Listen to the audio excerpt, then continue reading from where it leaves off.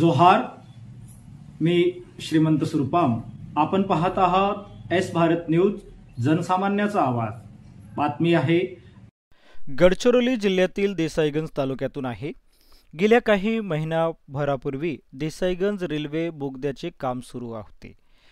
मात्र कामाचा दर्जा अत्यंत निकृष्ट असल्याचं प्रत्यक्ष पाहणी दरम्यान आमदार रामदासजी मसराम यांना जाणवला. नागरिकांनी या समस्याचे निवेदन आमदार महोदयांना दिले आहे. त्या दरम्यान आमदार रामदासजी मसराम यांनी देसाईगंज उपविभागीय कार्यालयामध्ये बैठक लावली होती. या बैठकीदरम्यान ते म्हणाले की अतिशय निकृष्ट दर्जाचा हा रस्ता व बोगदा तयार केला आहे. त्यामुळे पावसाळ्याच्या दरम्यान वारंवार पाणी साचून राहते, मोठमोठे खड्डे पडले आहे. यावर त्वरित रेल्वे प्रशासनाने लक्ष घालून हे काम पूर्ण करावे असे दिशानिर्देश या बैठकीदरम्यान दिले आहे.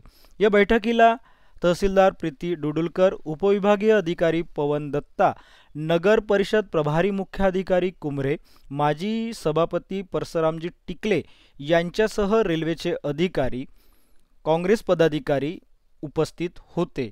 रेल्वे प्रशासनाने आश्वासन दिले आहे की आपण त्वरित या बांधकामाकडे लक्ष देऊ.